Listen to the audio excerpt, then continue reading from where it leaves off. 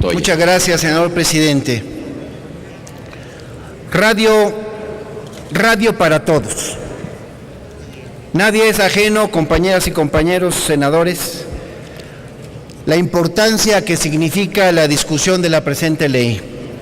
Lo es sin duda desde el mismo conflicto de intereses, el acecho y la pretensión de empresas que se han apoderado de lo que ellos llaman la información.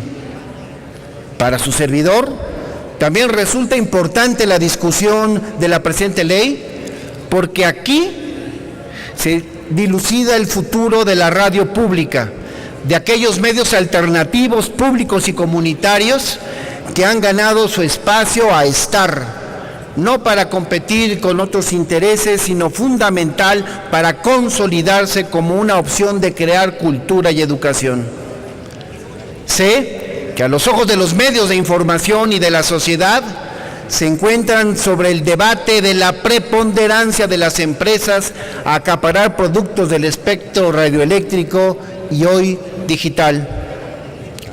Y ante eso sostengo que hoy mis ojos y mi voz son la voz de la gente de Oaxaca, de los colectivos genuinamente organizados en radios comunitarias que reclaman su derecho a existir para informar. Hoy, por ellos, daré la discusión en esta sesión. Y empiezo con un aspecto de carácter general. Para nadie escapa que las actuales empresas de comunicación cuentan con una enorme preeminencia social, capacidad tecnológica y corporativa para transmitir material simbólico, permitiéndoles influir de hecho en la diversidad de los asuntos públicos y en actividades políticas del lugar donde se encuentren.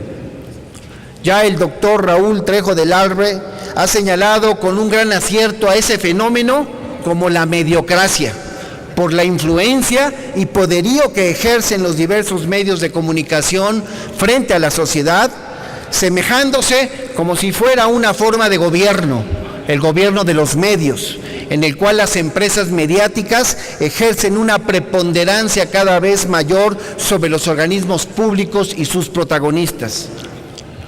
Para la Academia Italiana, como es el caso del emérito Luigi Ferrojoli, la concentración de la propiedad de los medios de información no solo equivale a un poder público, el poder del propietario, capaz de limitar la libertad de expresión, es decir, el derecho a la información.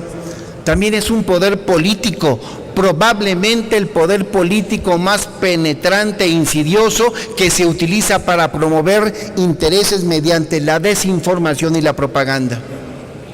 Por otro lado, la televisión, antes que los periódicos que llegan a los lectores, es cada vez más un lugar público, caracterizado por su capacidad de intromisión y de invasión a la vida y a la esfera privada.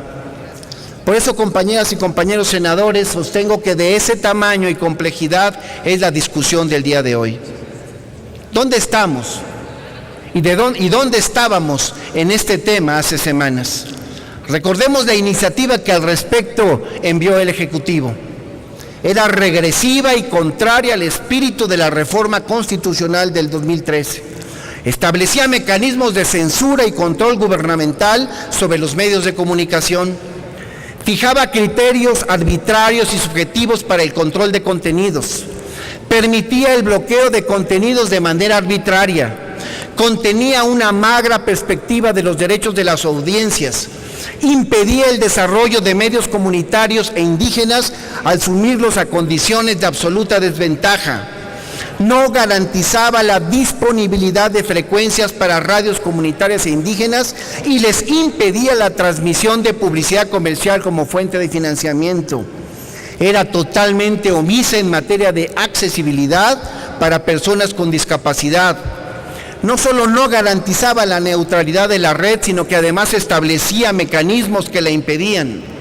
Violentaba el principio de no discriminación al otorgar a los concesionarios un derecho de discriminación respecto de sus competidores en detrimento de los derechos de los usuarios. Restringía la pluralidad de ofertas para prestación del servicio de Internet. Establecía atribuciones y obligaciones en materia de seguridad y procuración de justicia totalmente arbitrarias y excesivas. Permitía que cualquier autoridad solicitara la geolocalización y la intervención de comunicaciones, facilitando así los excesos y abusos. Violentaba la autonomía del IFETEL al condicionar el ejercicio de sus atribuciones a las atribuciones del Ejecutivo Federal. Establecía un esquema de subordinación a las atribuciones del IFETEL, a las atribuciones, repito, del Ejecutivo Federal, y no se establecían límites a la propiedad cruzada, condiciones de desventaja de los usuarios frente a los concesionarios, débiles mecanismos de protección de derechos de los usuarios. Después vino el documento que se intentó pasar como un anteproyecto de dictamen, mejor conocido como el documento del senador Lozano, y este presentaba modificaciones esencialmente cosméticas que en poco o nada modificaban la perspectiva y la orientación de la iniciativa del Ejecutivo Federal, y ampliaba peligrosamente las atribuciones y obligaciones en materia de seguridad y procuración de justicia, volviéndolas verdaderamente preocupantes. En este transcurrir, como aquí ya se ha comentado, el PRD tuvo acercamientos en diversas mesas y hay logros en este proyecto producto del trabajo de los senadores, de las senadoras del PRD. Y puedo decir que hemos reducido significativamente los mecanismos de censura y control gubernamental de contenidos, pero debemos reconocer que hace también mucho trabajo, mucho camino por recorrer. Y por eso vale decir que seguiremos luchando para eliminar por completo cualquier resquicio, cualquier mecanismo que implique control de gobierno sobre los medios de comunicación. Pero también en el PRD fortalecimos la autonomía del IFETEL, garantizando que sus atribuciones no queden sujetas a las del Ejecutivo. Y sustituimos el esquema de subordinación del IFETEL al Ejecutivo por uno de coordinación con pleno respeto a la autonomía constitucional del Instituto. Eliminamos también los criterios subjetivos bajo los cuales se ejercía el control de contenidos. Acotamos las facultades y obligaciones en materia de seguridad y procuración de justicia. No cualquier servidor público de procuración de justicia o de seguridad pública podrá realizar ahora solicitudes a los concesionarios, sino que solo lo podrán hacer unos cuantos específicamente designados para tal efecto y deberán ser publicados en el Diario Oficial de la Federación. Le pido que por favor concluya su intervención. Voy concluyendo, senador presidente. Adelante. No se otorgaron facultades a los servidores públicos de áreas de seguridad nacional y solamente de procuración de justicia y seguridad pública en términos de las leyes vigentes. Ahora se establece en este dictamen expresamente que la intervención de comunicaciones solo puede ser ordenada por la autoridad judicial y se garantiza también que las herramientas tecnológicas sean aplicables únicamente para fines de persecución de delitos tan lastimosos para la sociedad como el secuestro y la extorsión. Y en materia de medios comunitarios e indígenas, establecimos que al menos un miembro del Consejo Consultivo del IFETEL cuente con conocimientos y experiencia en concesiones de uso social, pero también establecimos la obligación de garantizar por ley la disponibilidad de frecuencias para medios comunitarios indígenas y establecimos nuevas formas de financiamiento para radios comunitarias indígenas compatibles con sus fines de utilidad social. E incorporamos como finalidad el cumplimiento de los principios del artículo 2 constitucional, entre ellos la difusión de la pluriculturalidad, las culturas, lenguas y tradiciones de nuestros pueblos y comunidades. Y eliminamos también disposiciones que confinaban a medios sociales a transmisiones de baja potencia.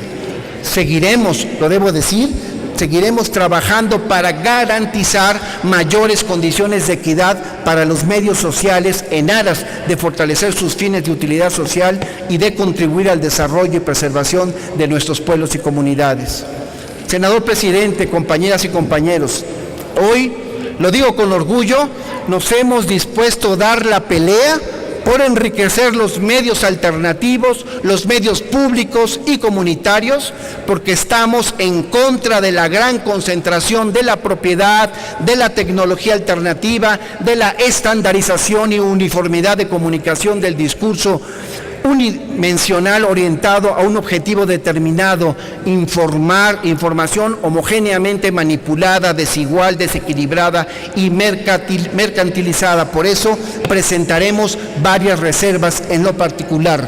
Y concluyo señalando con mayor claridad: nos hemos propuesto, senador presidente, compañeras y compañeros, obligar al Estado en su deber de potencializar la infraestructura, los derechos y atribuciones de los habitantes de las zonas distantes, rurales y urbanas marginadas a través del acceso a la información y a la utilización de las tecnologías de comunidades existentes en su comunidad. Aclaro mi postura, pues no vivo, compañeras y compañeros, con los ojos cerrados. Reconozco que nuestra democracia mexicana subsiste al límite de los designios de los medios masivos de telecomunicación. Tal es el grado de concentración. Senador, le pido que concluya, por favor. Ya concluyo en este momento. Tal es el grado de concentración que construyen el hecho político, acaparan el espacio público y configuran la opinión pública. Son un árbitro con acceso a la existencia política, se constituyen en un referente de la dinámica estatal, legitiman o deslegitiman al sistema político e inclusive fiscalizan el poder. En palabras del investigador Pablo Antillano, y con esto concluyo, Sí, senador presidente, en la sé. democracia, la justicia la imparten los jueces y los tribunales. En la mediocracia son los medios los que absuelven y condenan. En la democracia, la verdad surge de los hechos y el análisis. En la mediocracia, y la verdad tiene Senador, el que muestre más videos. gracias por su participación. Gracias, senador. Con estos preceptos, senador presidente, en mente, Concluya, por favor. seguiremos combatiendo los poderes fácticos de este país. Es cuanto. Gracias, senador Benjamín Robles Montoya. A continuación,